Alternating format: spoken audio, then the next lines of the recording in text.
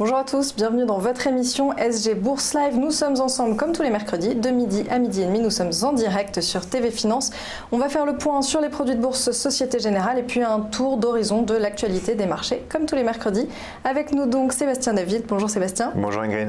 Et Valérie Gastaldi, analyste senior chez Day by Day. Bonjour Ingrid.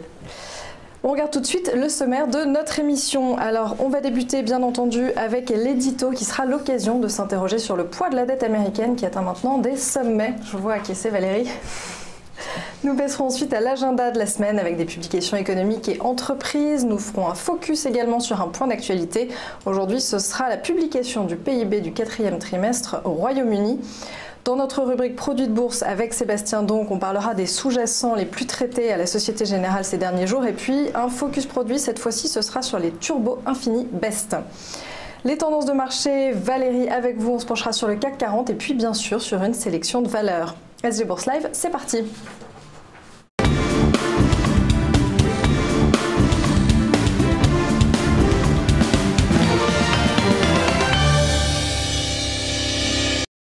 20 000 milliards de dollars, c'est donc le montant de la dette publique américaine. Elle bat de nouveaux records. Alors c'est un endettement qui est entretenu à coup de rallonges budgétaires qui sont obtenus sous la menace d'un shutdown de l'administration américaine. Et puis cet endettement est également creusé par les baisses d'impôts accordées par l'administration Trump et puis par divers programmes d'investissement. Alors parmi les plus récents, on trouve par exemple un vaste programme de rénovation des infrastructures ou encore de nouvelles dépenses militaires. On parle à chaque fois de plusieurs centaines de milliards de dollars. Si rien ne change, le déficit public américain pourrait atteindre des niveaux inconnus depuis la grande récession. On pourrait même voir le ratio d'endettement passer la barre des 100% dans les 10 ans à venir. Il faut en effet prendre en compte le vieillissement de la population et puis les besoins croissants en matière de financement des retraites et de santé, sans oublier bien sûr le solde commercial américain qui s'est dégradé au cours des dernières années. Nous sommes donc très loin de l'orthodoxie budgétaire qui avait un temps été vantée par les républicains.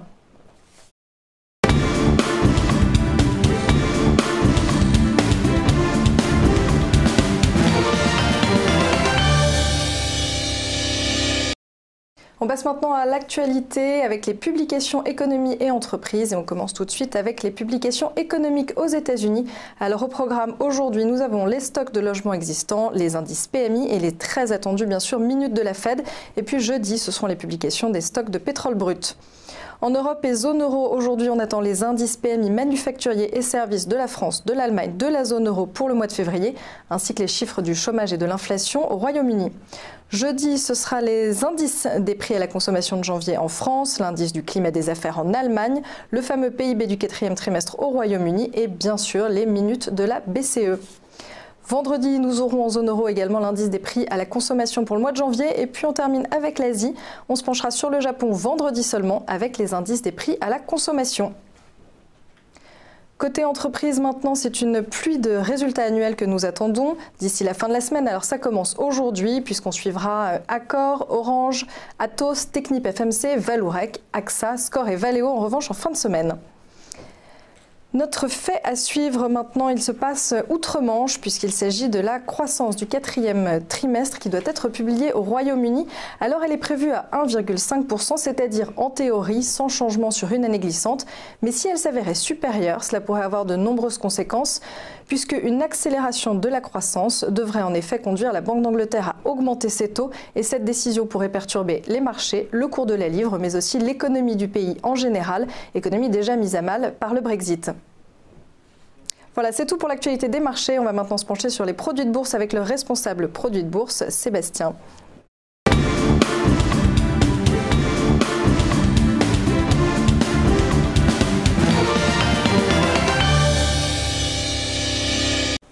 Alors cette semaine, on se penche sur les turbos et plus précisément sur les Turbo Infini Best. Mais avant d'expliquer leur fonctionnement, on jette un œil sur les turbos sous-jacents qui ont été le plus traités à la Société Générale ces derniers jours. Sébastien, qu'en est-il ?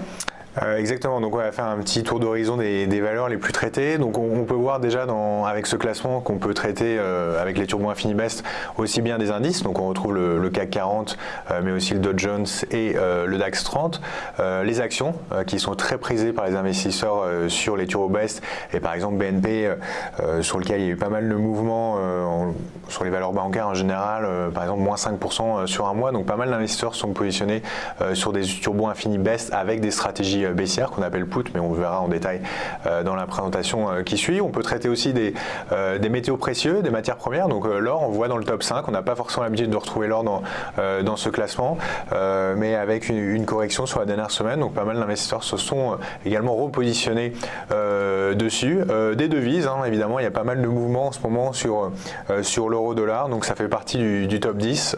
Également, on a une gamme Turbo Infini Best sur les devises, donc avec des calls pour les stratégies haussière ou baissière. Si on se concentre sur les actions, Sanofi, on n'a pas l'habitude de le retrouver dans cette valeur, on n'a pas l'habitude de la retrouver dans ce classement, mais pas mal de mouvements, moins 10% sur un mois, donc évidemment les investisseurs se sont intéressés à cette valeur, notamment à la suite des résultats qui étaient plutôt en demi-teinte sur cette valeur, avec un quatrième trimestre qui était plutôt décevant. On retrouve également Kering. Sur un an, la performance de Kering est assez exceptionnelle, hein, comme le résultat, plus 70%. Cependant, sur un mois, on a moins 4,5%.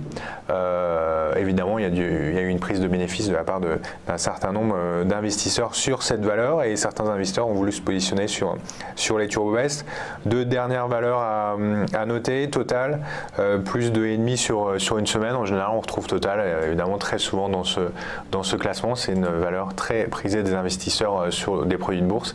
Et L'Oréal, moins 7% sur un mois. Évidemment, L'Oréal a fait l'actualité ces dernières semaines, notamment sur les questions sur l'actionnariat de L'Oréal, et savoir si Nestlé va rester au capital du géant de cosmétiques français.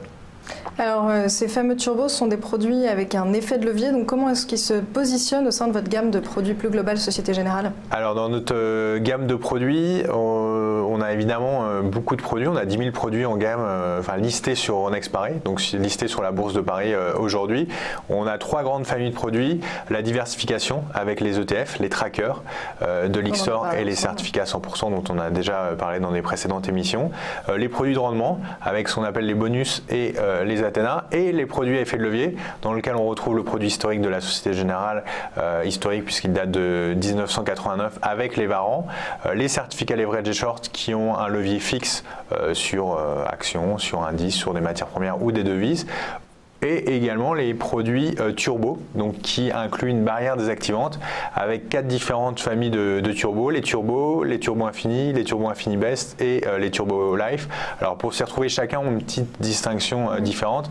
En l'occurrence, les turbo infini best, c'est simple, ils n'ont pas de date de maturité, donc comme le nom l'indique, infini, et ils n'ont pas de seuil de sécurité. Donc ça veut dire que le niveau de financement est égal au seuil de sécurité. Donc si on touche ce niveau de financement, le produit est désactivé.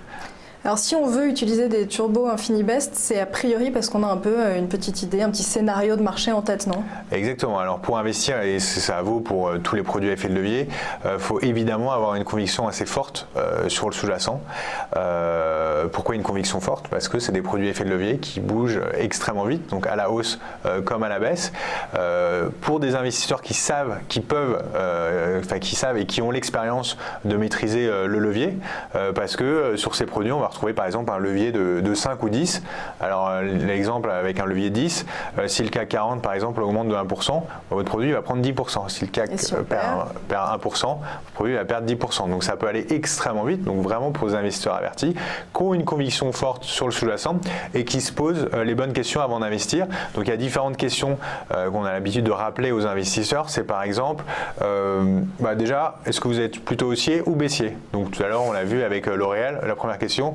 Si on est haussier, on va pouvoir investir un turbo infini best call. Si on est baissier, on va aller chercher un produit dans les turbo infini best put.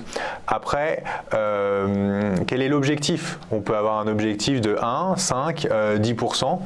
Sous quelle échéance? on peut avoir 5% de hausse sur le CAC 40 d'ici une semaine ou d'ici un mois ou un an. Et à ce moment-là, cette question, cet horizon de temps va déterminer le produit sur lequel on va se positionner. Si on a un horizon court terme, on va se positionner effectivement sur un produit à effet de levier, comme les turbos Infinibest ou les Varan. Si on a un horizon plus moyen, long terme, d'autres produits vont être plus adaptés, comme les certificats 100% ou les ETF de l'Ixor. Donc c'est extrêmement important cet horizon de temps. Justement, c'est intéressant ce que vous expliquez, que c'est plutôt adapté au court terme. Est-ce que vous pouvez nous expliquer un peu plus pourquoi ça se joue sur le court terme, surtout les turbos? Alors court terme, c'est simple, c'est parce qu'il y a du levier en fait sur ces produits.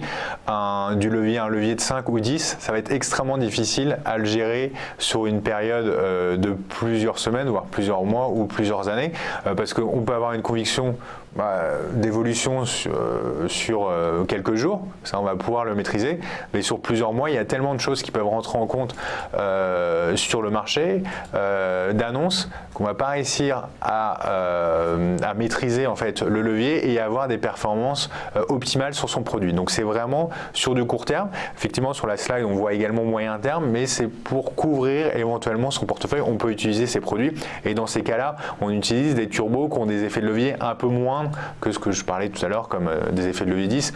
On va se positionner sur des leviers inférieurs à 5 lorsqu'on souhaite couvrir son portefeuille.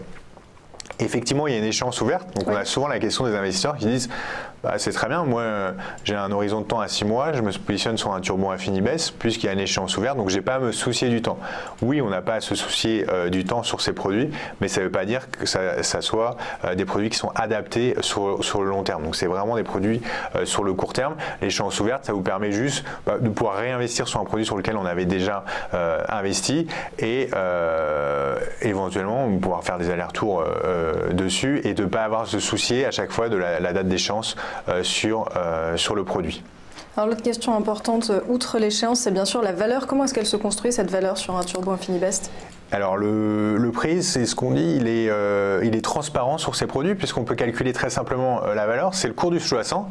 Donc si, tout à l'heure on parlait de l'action L'Oréal, pour calculer le prix de son turbo, c'est le cours de l'action L'Oréal moins le niveau de financement du produit. Alors on va retrouver différents niveaux de financement sur le produit, et ça c'est à retrouver sur notre site internet sgbourse.fr, divisé par la parité.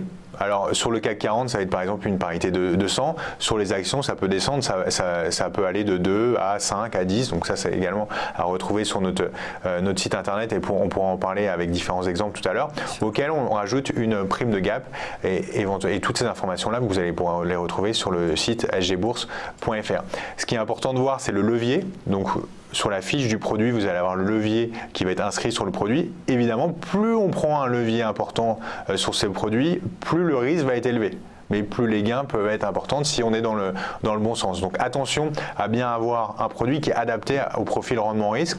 Si on veut prendre un peu moins de risque, on prend un peu moins de levier et on a moins de risque de désactivation parce que le risque extrême sur le produit, c'est effectivement un risque de perte totale en capital. Et dans quel cas ça arrive? Ça arrive si on touche le prix d'exercice, ou appelé niveau de financement ou barrière désactivante. Si on le touche ne serait-ce qu'une seconde en séance, le produit est désactivé. Et là, qu'est-ce qui se passe? Le produit vaut 0 et on a perdu l'intégralité du capital investi. Donc ça, c'est aussi bien maîtriser son investissement. Maîtriser son investissement, c'est mettre des ordres de bourse sur ces produits. C'est-à-dire qu'aujourd'hui, avec son intermédiaire financier, quand on achète le produit, on va pouvoir mettre un ordre à court limité. C'est-à-dire que si j'achète à 1 et je le revends avec une plus-value de 20%, je vais le revendre à 1,20 et je vais pouvoir mettre un ordre à court limité à 1,20 et ça va être automatiquement vendu. On n'est pas obligé de rester derrière son ordinateur ou sur smartphone à surveiller qu'on atteigne bien la performance de plus de 20%. Donc ça, c'est possible de le faire aujourd'hui à la hausse, mais également à la baisse. Et c'est fortement conseillé de le mettre à la baisse, de mettre par exemple un ordre de stop loss, de dire moi je ne veux pas perdre plus de 10% sur mon produit, donc je vais mettre un ordre de stop loss à 0,90 et dès qu'on touche les 0,90, mon produit va être automatiquement vendu. Alors on peut le mettre évidemment plus bas, plus haut, c'est à vous, en fonction de comme je disais tout à l'heure, son profil rendement risque, de juger le meilleur niveau de mettre ces différents ordres. Et évidemment, pas attendre que le produit vaille 5 ou 10 centimes pour souhaiter revendre le produit, parce que s'il y a un mouvement un peu plus fort, on peut être désactivé extrêmement rapidement et ça va vite, oui, sur ces produits. Alors vous avez tout à fait raison de faire ces mises en garde, mais on va quand même essayer de clore cette partie sur les avantages de ces produits Turbo Infinibest. Et effectivement, alors le grand avantage de ces produits, c'est de pouvoir bénéficier d'une exposition à levier sur un très grand nombre de sous-jacents.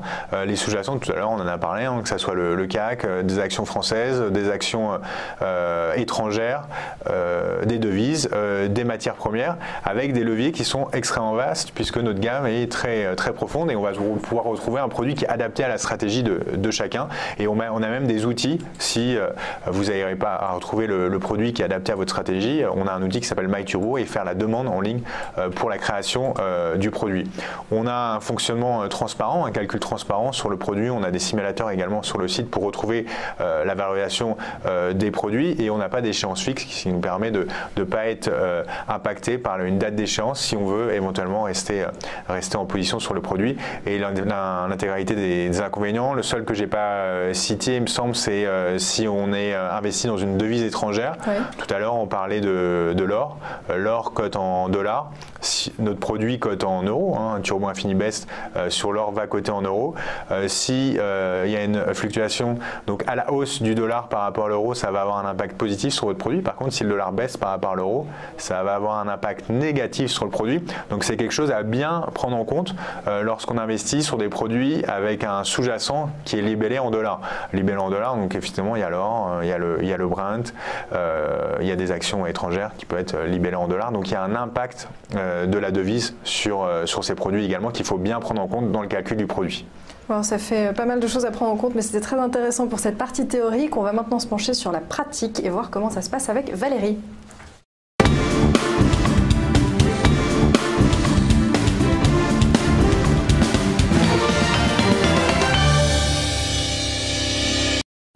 Valérie, bonjour. Bonjour Ingrid. Alors comme à chaque fois, on va commencer par le CAC 40 qui intéresse quand même beaucoup les investisseurs. Quelles sont vos anticipations sur ce CAC ? Alors le CAC, il est au milieu du gué. Son évolution, alors aujourd'hui on va regarder des graphiques un tout petit peu plus courts que d'habitude. On est sur des turbo best, donc des produits qui sont assez court terme. Donc au lieu de regarder des graphiques qui sont établis avec des barres quotidiennes où chaque bâtonnet représente une journée d'évolution des prix, là j'ai choisi du 4 heures. Donc en fait on a 2 barres par jour, ce qui nous donne une granularité un petit peu plus importante et ça nous permet d'avoir des anticipations un petit peu plus courtes. Souvent, ça se réalise en 2 jours à 4-5 jours maximum. Alors que si on prend des graphiques quotidiens, on va plutôt avoir une vision qui va être sur du 2-3 semaines. Okay, donc, ce CAC 40, en début d'année, voilà, au mois de janvier, le 23, il est allé faire un sommet extraordinaire. Et puis il s'est retourné à la baisse, il a tout traversé d'un coup et on revient maintenant en dessous de cette zone. Alors quand elle était support, elle était plutôt à 5270. Maintenant on a essayé de pénétrer cette zone, donc la résistance, elle est entre 5288 et 5300. Mais on est en gros au milieu. Donc ça veut dire que le premier type de stratégie que les gens vont vouloir envie de déployer de façon raisonnable en termes d'analyse technique, ce sont des ventes. Parce que si on vend au cours actuel, eh bien, on peut placer un niveau d'invalidation juste au-dessus des prix précédents, parce que si on franchit cette résistance, alors ça nous ouvre la voie à remonter jusqu'à 5456. Donc on a une petite perte potentielle, mais si on perd, peut-être qu'on aura l'occasion de se refaire sur le mouvement suivant.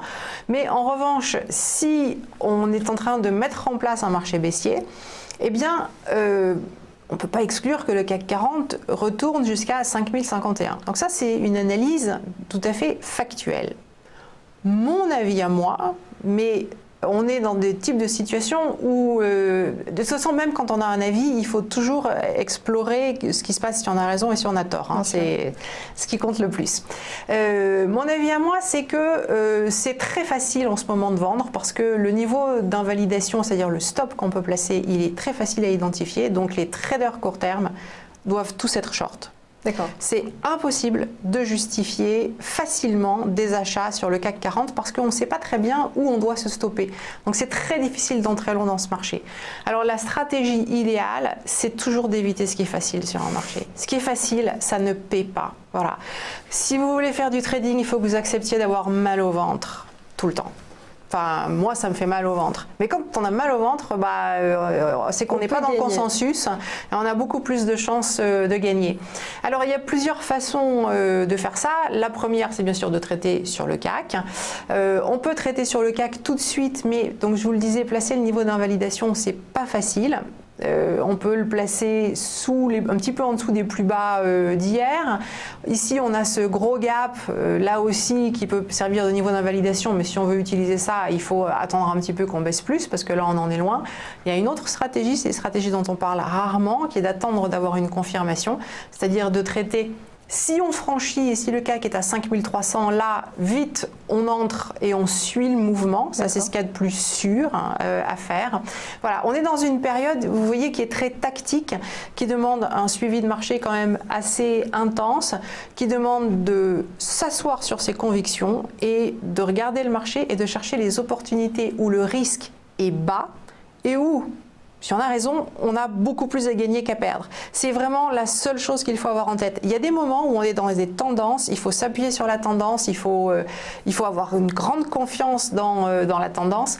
Là, on n'a pas de tendance nette, donc il faut vraiment être tactique, s'assurer que vous traitez près des niveaux d'invalidation, que vous avez une stratégie dans laquelle vous avez confiance, que le produit que vous prenez est adapté au risque que vous souhaitez courir. Et voilà, donc c'est vraiment un trading technique. C'est un trading technique, c'est pas du tout un trading de conviction. Et moi, je préférerais attendre le franchissement de 5300 pour acheter, mais sincèrement, il est tout à fait rationnel et justifié d'accepter de vendre et de se couper en revanche si on franchit 5300. Si on franchit 5300, c'était pas la bonne stratégie. Mais pour le moment, le marché peut encore faire l'une des deux stratégies. Voilà, il n'a pas encore franchement décidé.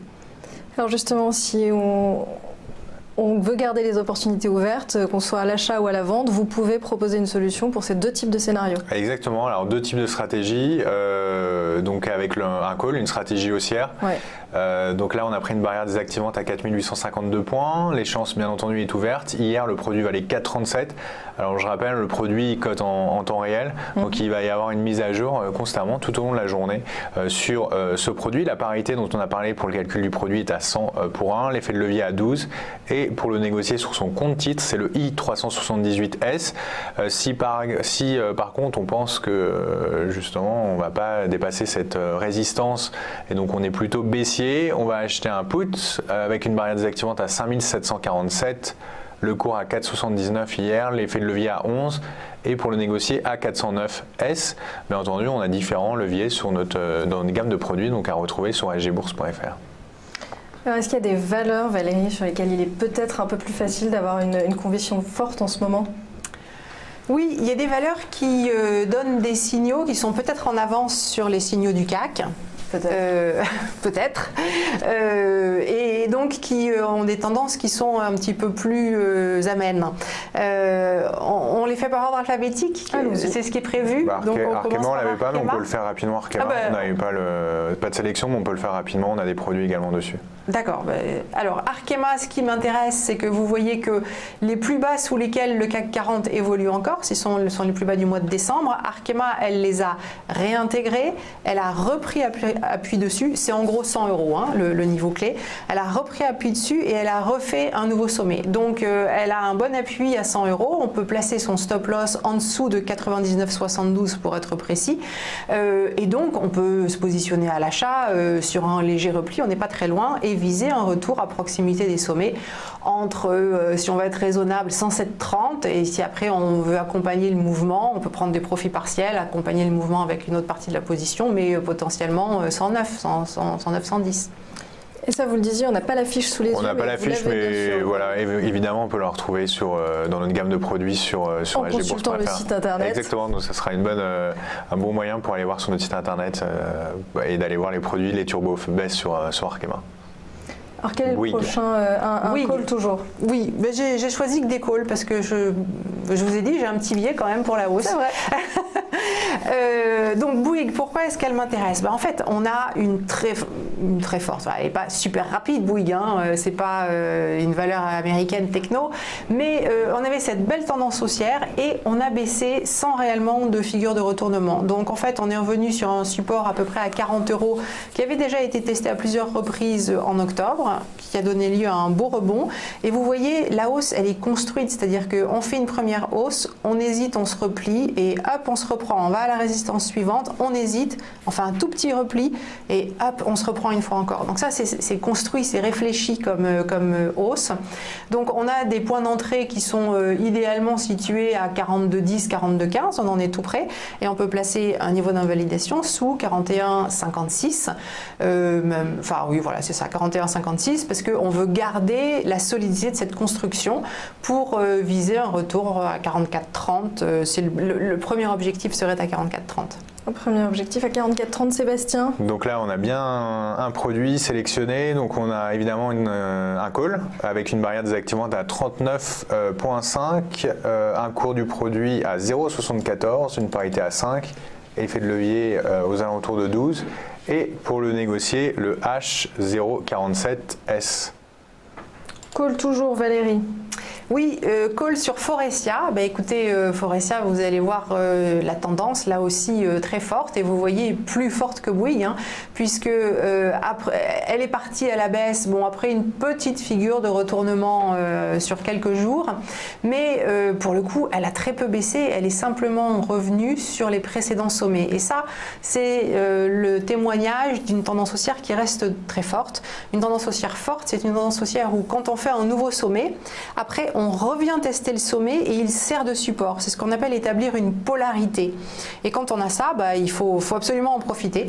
Et parce que normalement, on peut attendre un nouveau sommet au-dessus des sommets précédents, c'est-à-dire que l'objectif, il doit être au moins à 74,50, voire accompagné un petit peu au-dessus. Alors, le niveau d'invalidation, on va le placer sous 67 € et on va essayer de traiter à 69,30, 69,40. Voilà, mais même à 70, c'est pas un mauvais prix, hein, encore. D'accord. Voilà. Foressia, donc un call avec une barrière désactivante à 65,27, donc en dessous du niveau d'invalidation qu'a précisé Valérie. Pourquoi? Parce que si on touche les 65,27, le produit est désactivé. Donc évidemment, il faut évidemment vendre avant ce niveau. Un cours à 0,53, l'effet de levier à 13 et le mémonique, le C324S. On en a une dernière, un cas de figure un peu... Deux derniers. Encore deux, rapidement. Rapidement. Le grand, je vous la montre en cours de clôture toutes les 4 heures parce qu'on voit mieux ce qui se passe. Vous avez ici un petit double bottom, c'est donc 2 creux qui est déclenché avec un sommet. On revient en fait sur le précédent point haut, on fait un nouveau sommet, on revient sur le précédent point haut. Donc vous voyez, c'est ce dont je vous parlais tout à l'heure, cette polarité qui est en train de s'établir. Donc là, on se replie, on est en train de revenir a priori sur le précédent point haut. Donc on est intéressé par un achat aux alentours de 62,85 avec un objectif qui sera au moins à 64,32. Là, c'est si on est vraiment très court terme. Et si on est vraiment très très court terme, en fait, on va mettre un stop juste en dessous de 64,85 à 62,55, quelque chose comme ça. Ça, c'est pour 2 jours. Hein. C'est rapide là. Hein. On est dans le vrai très court terme.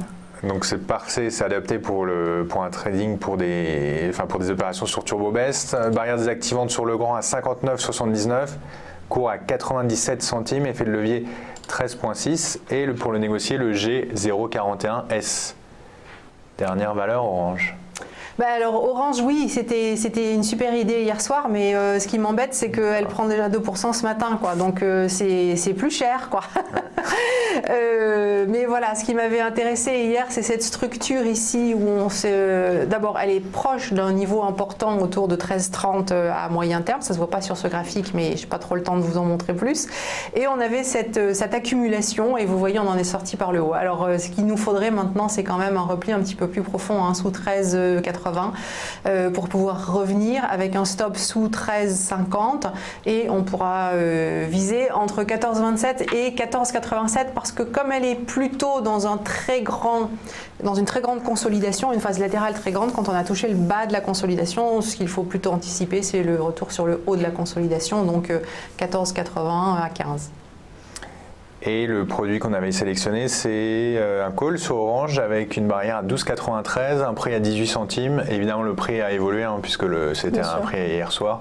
Effet de levier 15,6 et le mnemonique P319S. Eh bien, ça fait beaucoup d'opportunités. Merci beaucoup Valérie. Merci Sébastien.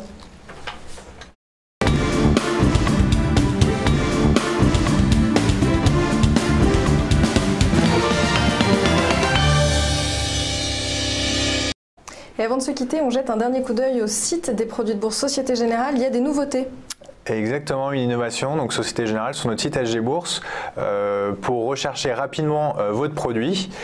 Donc tout à l'heure, sur le côté droit de la home page du site internet, de la page d'accueil du site internet, on peut sélectionner le sous-jacent qui nous intéresse. Donc par exemple, on a parlé de quelle valeur de Forestia aujourd'hui. Donc on cherche Forestia dans le petit moteur de recherche. Et on peut voir très rapidement les produits qui sont disponibles. Donc on a par exemple des turbos call et put, des turbos InfiniBest call et put et des varants call et put. On n'a pas de turbo life et pas de put turbo infini. Si on cherche les turbos InfiniBest sur Forestia, on a uniquement à cliquer sur call et on arrive directement sur la page des turbos InfiniBest Forestia. Donc en un clic, on peut retrouver l'intégralité des produits qui peuvent être adaptés à la stratégie. Donc un gain de temps pour les investisseurs pour s'y retrouver dans gamme de produits qui est à peu près de 10 000 aujourd'hui. Effectivement, donc c'est facile et maintenant on sait comment faire. Merci beaucoup Sébastien. Valérie, merci encore. Merci de nous avoir suivis et puis on se retrouve bien sûr tous les mercredis pour ces directs sur les produits de bourse Société Générale et nous sommes également en direct sur TV Finance. À la semaine prochaine.